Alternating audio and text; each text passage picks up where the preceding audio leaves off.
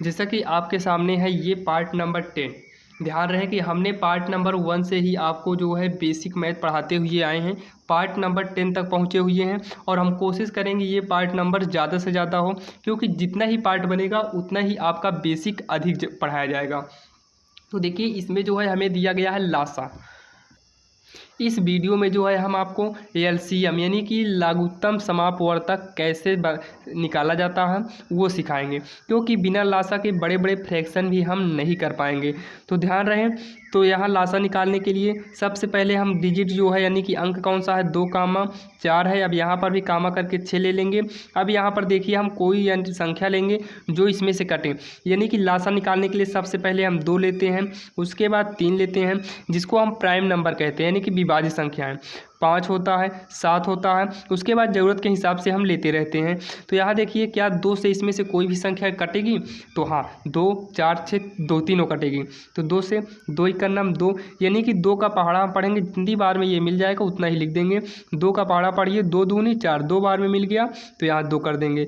2 का पहाड़ा कितनी बार पढ़ने पे 6 आएगा, 3 बार में, तो यहाँ 3 कर दिए। अभी भी ये जो है 2 से कटेगा। 1 तो वैसे का वैसा नोट कर लिया जाता है, तो 2 इक्नम 2, एक बार में 2 मिला तो हमने 1 लिख दिया।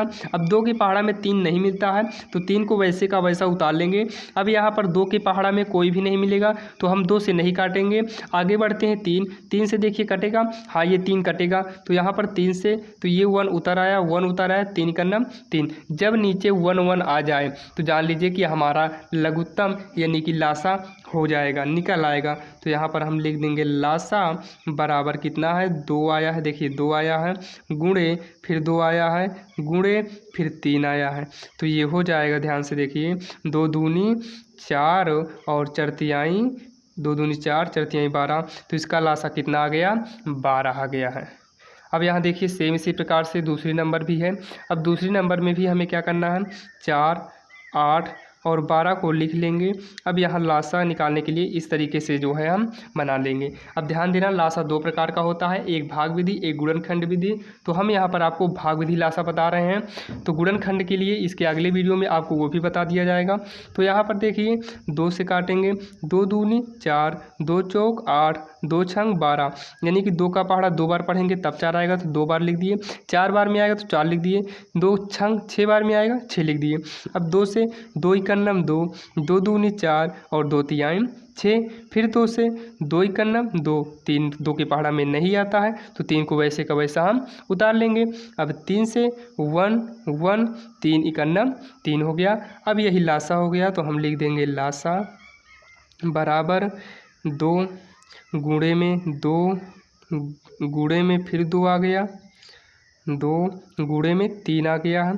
अब इसी का गुणा कर देंगे, तो यहाँ देखिए गुणा कैसे करेंगे, 2 दूनी 4 आया, इन दोनों का 4 आया तो 4, 4 दूनी 8, 8 त्रिका 24, यानी इन दोनों की 4 आया।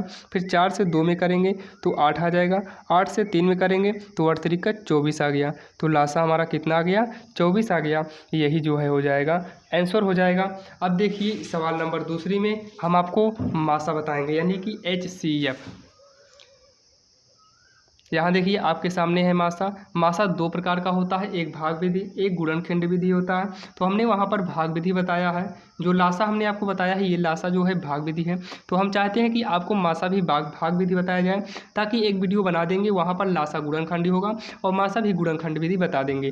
तो यहाँ पर भी ध्यान दीजिए किस विधि से होगा, ये भाग विधि से है।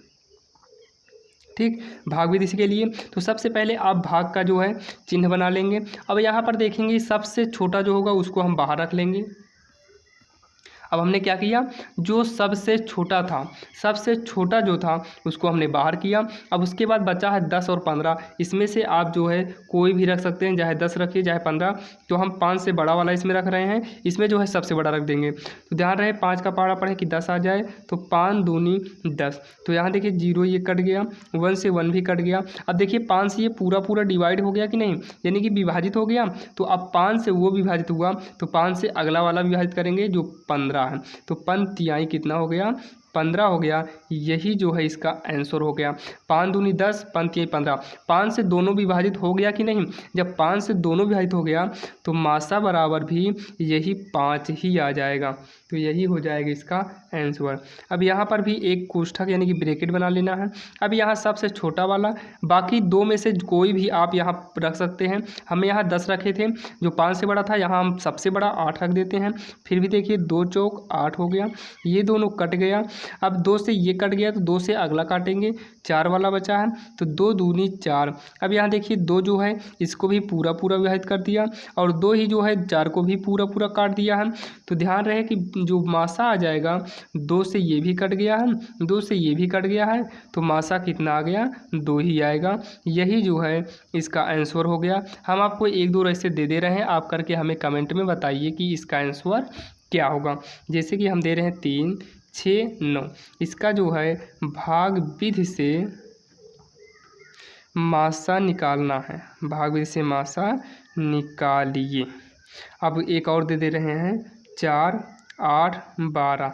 इसका भी मासा जो है हमें भाग विधि चाहिए। आप इन दोनों को करके आप अपने टीचर या फिर आप हमें कमेंट पे ज़रूर बता दीजिएगा, ताकि हम इसको चेक करके आपका आंसर देंगे कि आपने सही किया है या फिर गलत किया है। बाकी अब इसके आगे वीडियो में आपको गुणनखंड विधि, मासा और लासा बता देंगे।